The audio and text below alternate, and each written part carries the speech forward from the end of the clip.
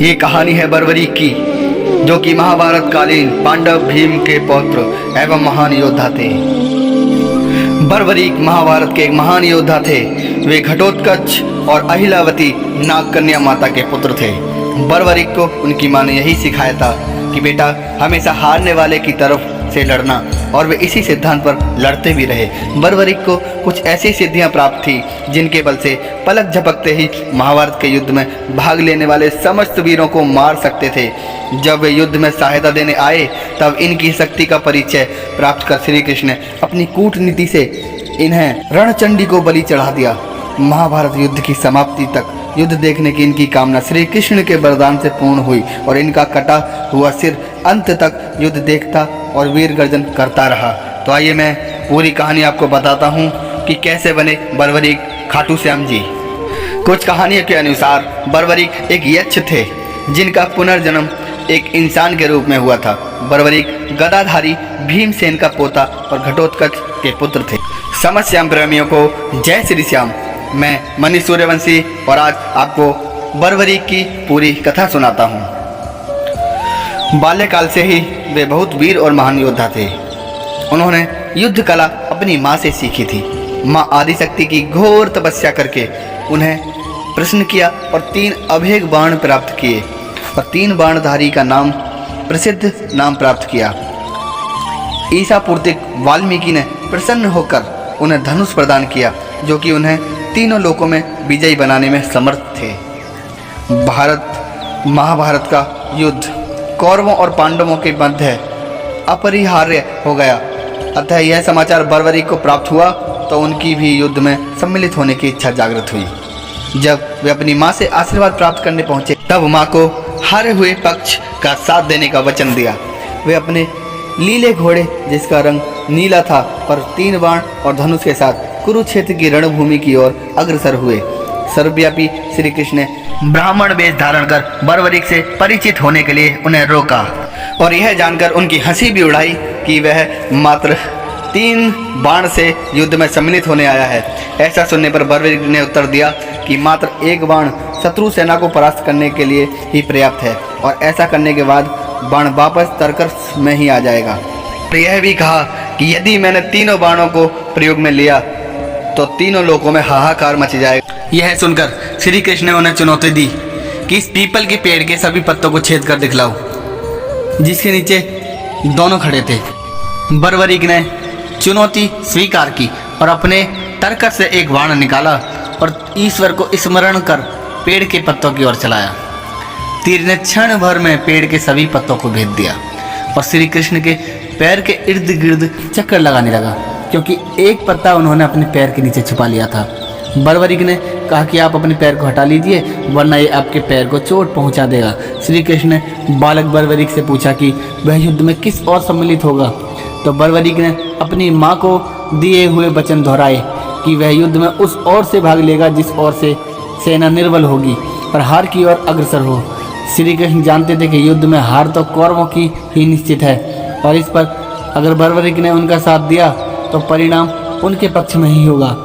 ब्राह्मण वेश में श्री कृष्ण ने बालक से दान की अभिलाषा व्यक्त की। इस पर वीर बर्बरीक ने उन्हें वचन दिया कि अगर वो उनकी अभिलाषा पूर्ण करने में समर्थ होगा तो अवश्य ही दान करेगा। श्री कृष्ण ने उनसे शीश का दान मांग लिया।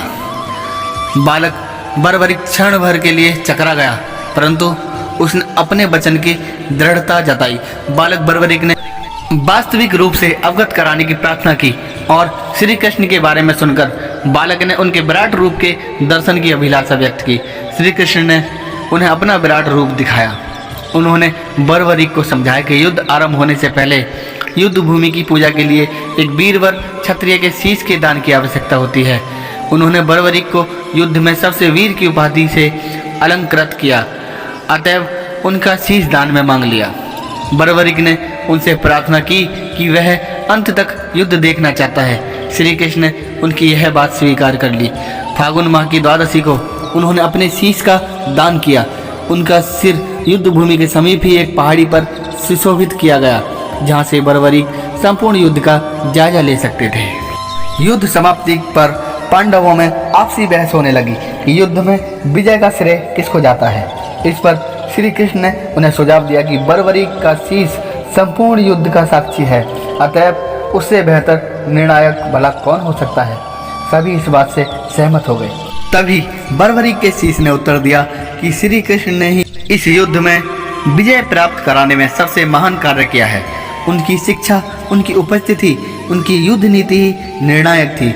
उन्हें युद्ध भूमि में सिर्फ उनका सुदर्शन चक्र घूमता हुआ ही दिखाई दे रहा था, जो कि शत्रु सेना को काट रहा था। खाटू श्याम जी ने कलयुग में श्री कृष्ण से वरदान प्राप्त किया था कि वे कलयुग में उनके नाम श्याम से पूजे जाएंगे।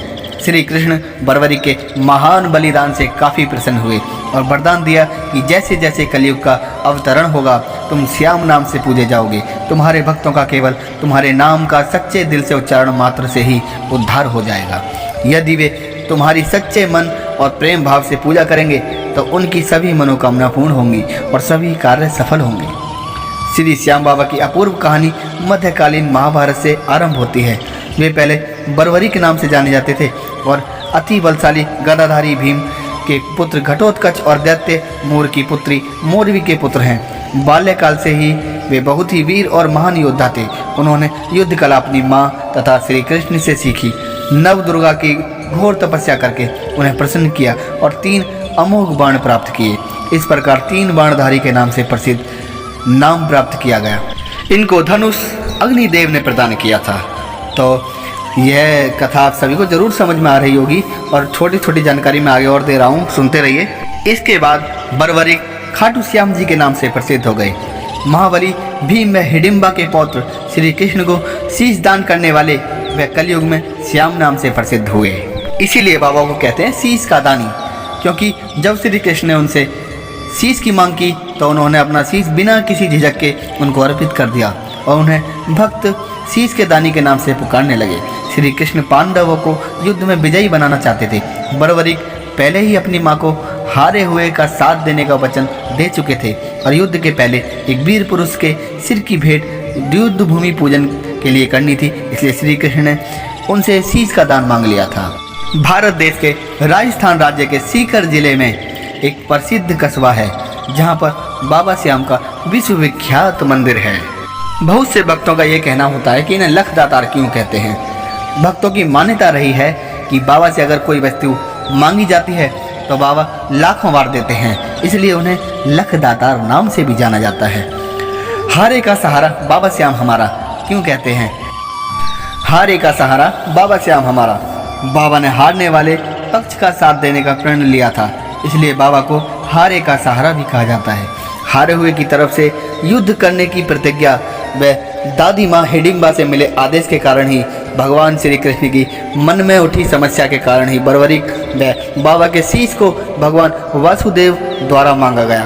क्योंकि एक तो कुरु सेना 18 दिनों से पहले खत्म नहीं हो सकती थी तथा अन्य तथ्य यह था कि महाबली बर्बरीक हारे हुए कमजोर की तरफ से युद्ध करते, इसलिए अंत में महाबली बर्बरीक के अलावा कोई नहीं बचता। क्योंकि जिस तरफ से वह युद्ध करते तो सामने वाला कमज़ोर हो जाता, फिर अपनी प्रतिज्ञा अनुसार उन्हें हारे हुए की तरफ से युद्ध करना होता। अतः अंत में केवल महाबली बर्बरीक ही जीवित रहते। तो दोस्तों, यह थी कहानी खाटू श्याम जी की। बर्बरीक से खाटू श्याम जी कैसे बने। अच्छा, बाबा को मोर छड़ी क्यों धारण की गई, इसकी जानकारी भी मैं आपको दे देता हूँ। बाबा हमेशा मयूर के पंखों की बनी हुई मोर छड़ी रखते थे, इसलिए उन्हें मोर छड़ी वाला भी कहते हैं। तो भक्तों, आप सभी को ये कहानी जरूर समझ आ गई होगी। बाबा खाटू श्याम जी की कहानी अगर आपको पसंद आई हो, सुनने में अच्छी लगी हो, तो इस वीडियो को एक लाइक कर दीजिए और कमेंट में जय श्री श्याम या फिर हारे का सहारा बाबा श्याम हमारा लिखकर जरूर कमेंट करें। अब मैं लेता हूँ आप सभी से इजाज़त। जय श्री श्याम, हारे का सहारा बाबा श्याम हमारा।